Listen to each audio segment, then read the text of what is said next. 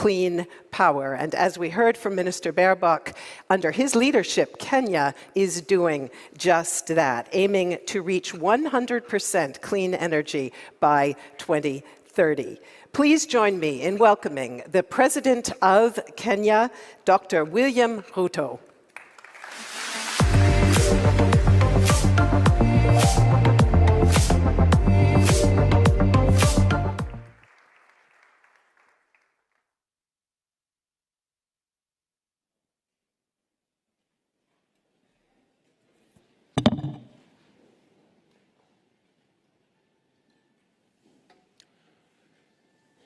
Excellencies, ladies and gentlemen, good morning. I'm delighted to join you this morning in this energy transition dialogue.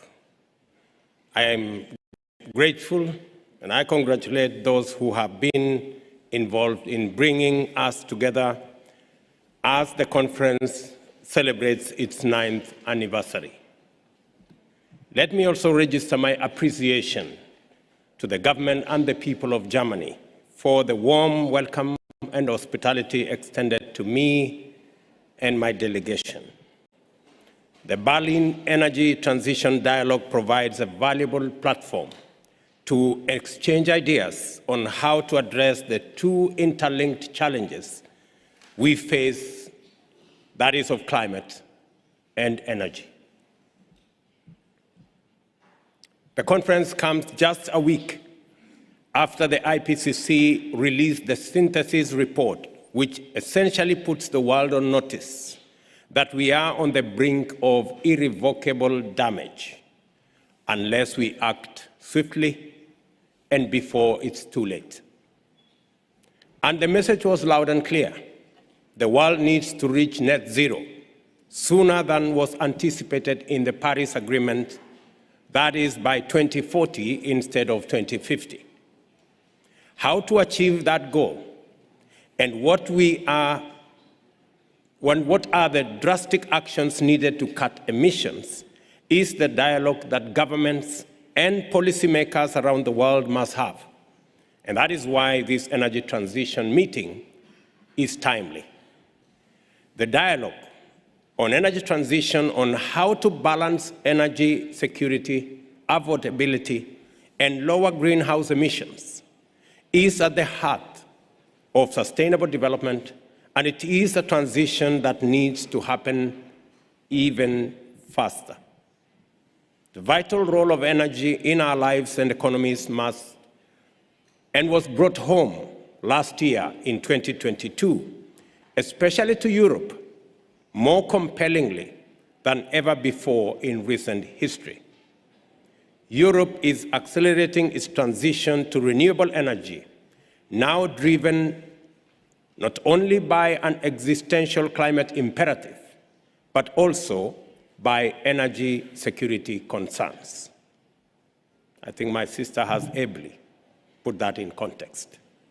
Let me today share with you what this transition looks like in Kenya and for Africa, and give the vision of our Africa's assets and our ability to leapfrog technologically, make the continent, and Kenya in particular, a critical partner if we are all together going to navigate this next era of energy transition.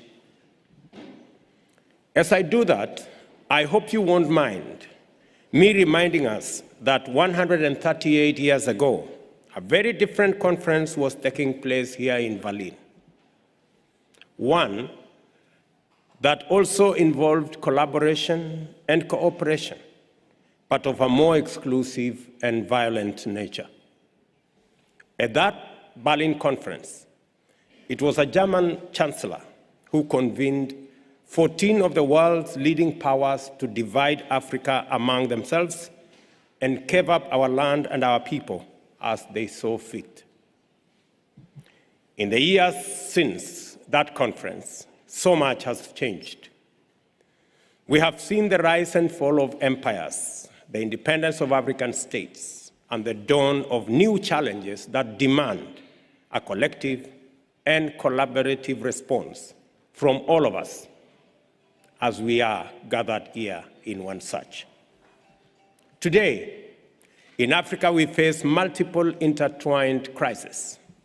We are the continent least responsible, but most vulnerable to climate change and its impacts.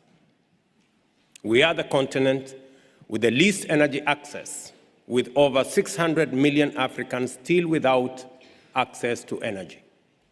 And of course, Africa still carries the scars of colonialism and economic and institutional dependencies that followed it.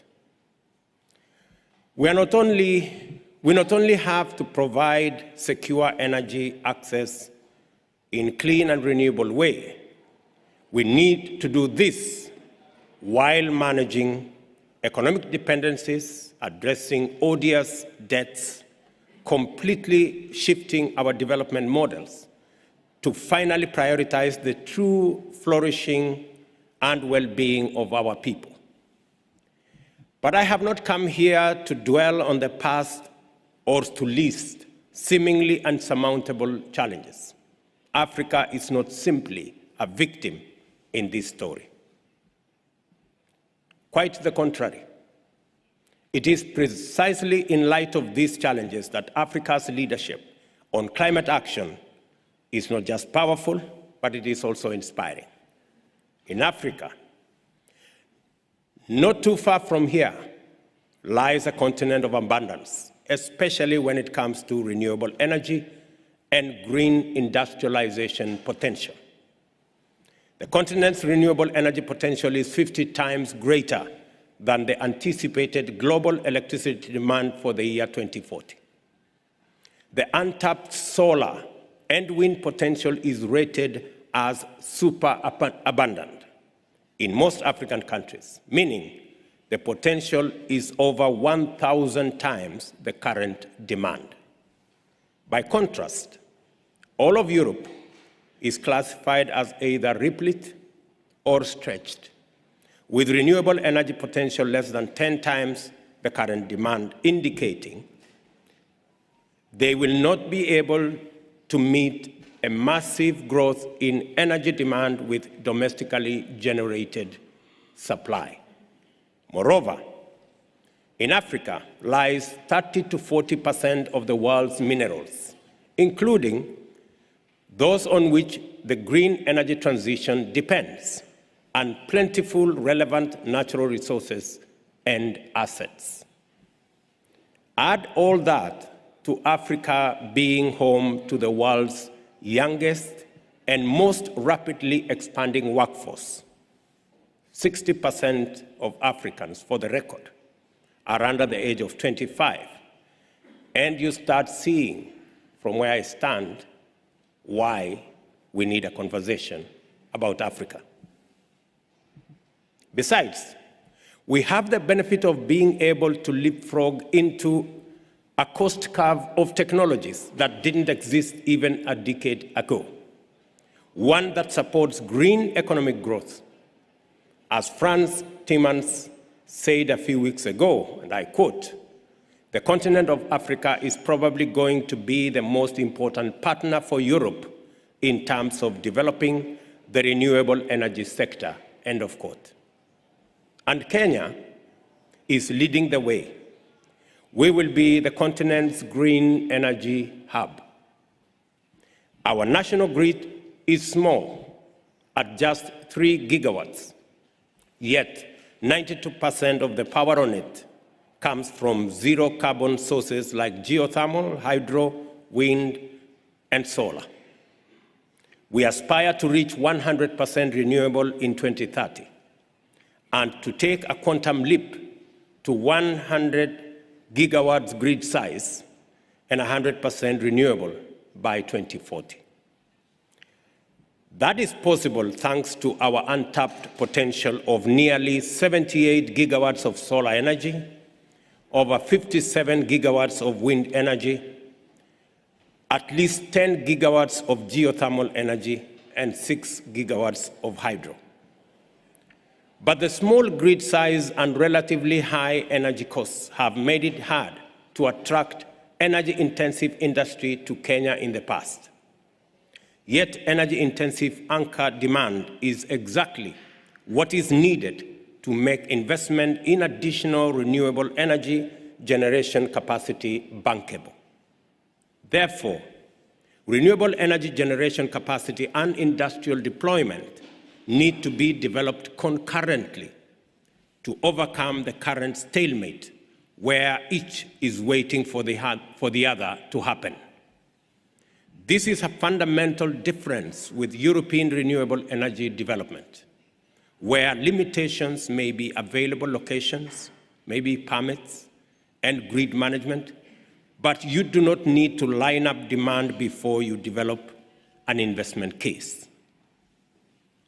This African reality tends to surprise foreign investors and drive the misunderstanding that there is no viable opportunity.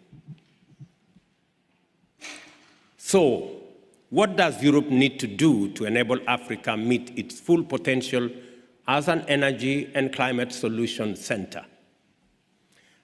1, Africa needs the right type, amount of investment capital to become the green industrial powerhouse of the world. Renewable energy investment and associated infrastructure is almost all upfront capex.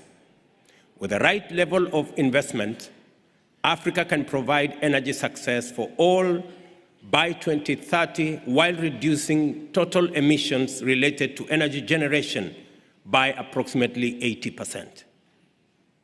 Let me say that again. With the right level of investment, Africa can provide energy access for all by 2030 while reducing total emissions related to energy generation by approximately 80%. Number 2, Africa should position to serve European demand for products and services and not to be locked out through trade barriers. The carbon border adjustment mechanism to be introduced by the EU should engage production from places such as Africa that could offer low embedded emissions produced using renewables.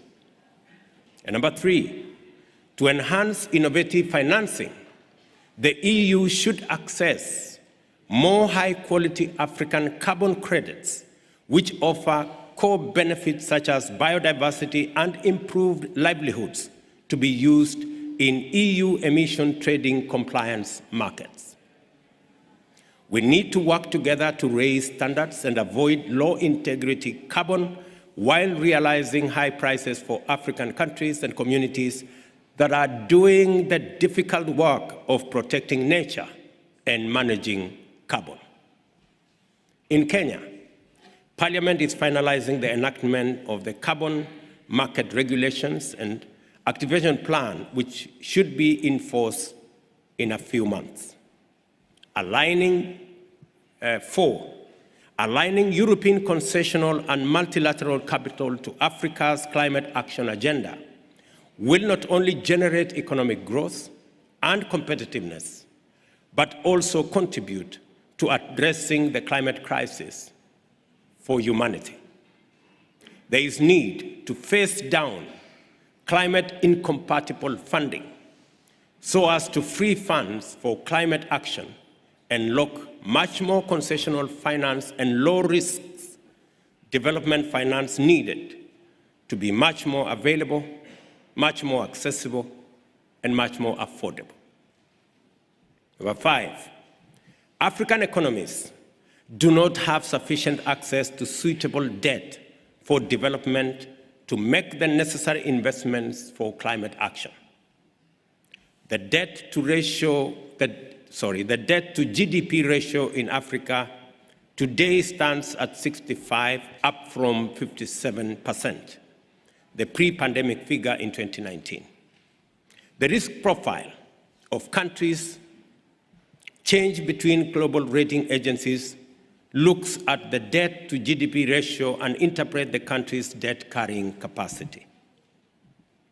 Number 6, access to international finance markets at very different rates. The brunt of monetary policy from advanced economies that pumped liquidity into their economies during the pandemic to protect their populations, currency depreciation, and expensive debt servicing, all coupled with climate change impacts, continue to impede growth and investment in clean technologies.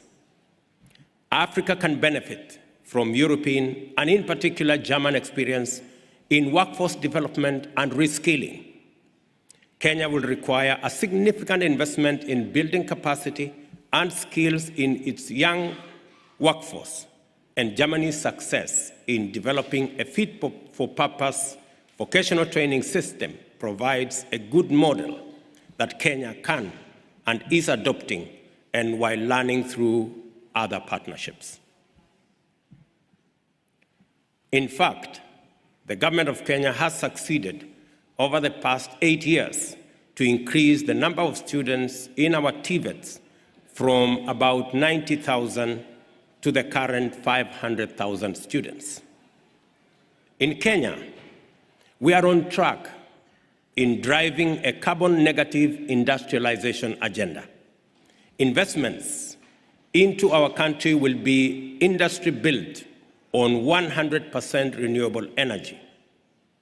Germany, a prolific exporter of industrial manufacturing capacity, including into Kenya, should establish Kenya as a key industrial hub for German manufacturers as they transition to a new era. A combination of German technology and Kenyan geothermal and renewable resources is the best collaboration for green industrialization. New sales of electric cars, vans, and especially two-wheelers has been steadily on the increase, and so Germany could make an ideal partner in this very important and transformative journey towards global e-vehicle manufacturing hub. We will also be a critical partner to Europe in the supply of green hydrogen. Hydrogen produced using renewable energy can be exported to any part of the world, including Europe. Germany's green hydrogen strategies anticipate that the country will have to import 85% of its green hydrogen requirements by 2030. As Europe's green hydrogen demands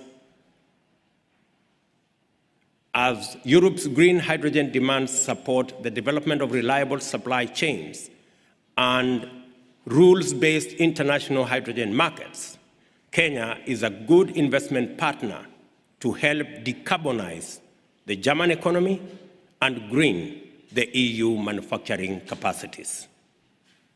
You can see from my discussion that we are moving fast in Kenya. We have the road ahead mapped out for green growth, and we are well on track to be the green energy hub. We offer, especially to Europe, the potential for a strategic green energy partnership. That partnership requires private and public investment to build together on the assets we have. We can accelerate the energy transition radically, reducing greenhouse gas emissions, while at the same time protecting our economic growth.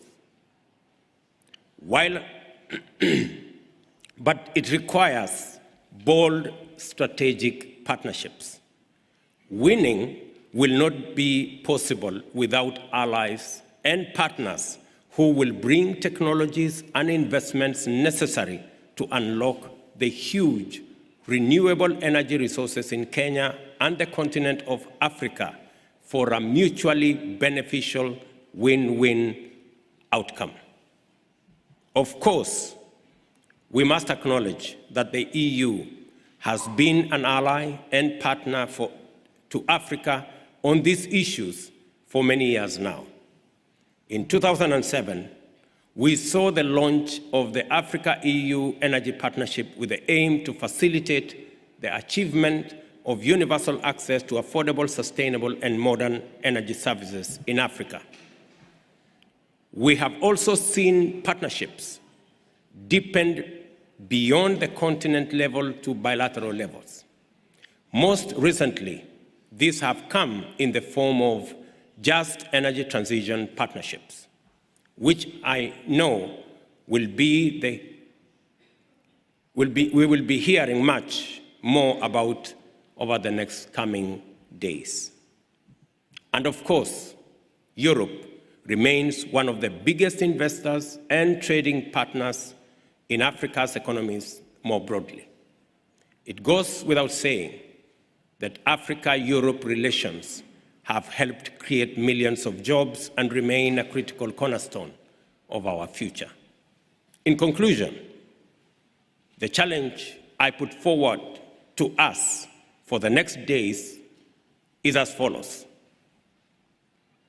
If we want to have a real chance of addressing the climate crisis, if we want to have a real chance of addressing past and persistent inequalities, and if we want to have a real chance of breaking the cycle of dependence that have plagued Africa and the global South more broadly for decades, then we will need to rise to the challenge of genuine partnership.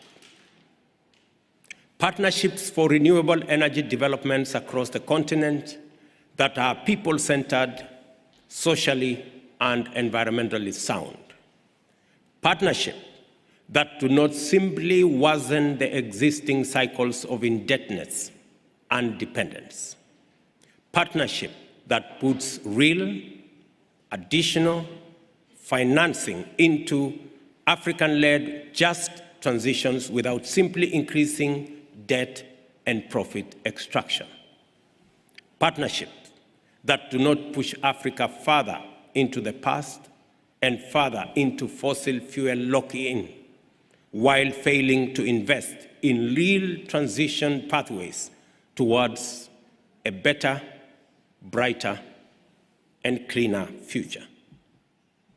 I hope you all will join me in the next few days in rising to this challenge of genuine partnership. Finally, I would like to announce to you that Kenya is hosting the first ever Africa Climate Action Summit in Nairobi from 4th to 6th September this year. The object of the summit is to rally the world to tackle climate challenges that the least emitting continent, and to more importantly tap the numerous opportunities that Africa presents towards global zero ambition. The summit will provide a unique platform to deliberate on the nexus between climate change and Africa's development reality, and the need to push for increased investment in climate action globally and specifically in Africa. I invite German and European companies and organizations to come and sample opportunities and ideas on Africa's contribution to solving this global climate challenge that poses existential threat to humanity. Let us work together for pro-climate, pro-growth development. It has been proven that we can reduce emissions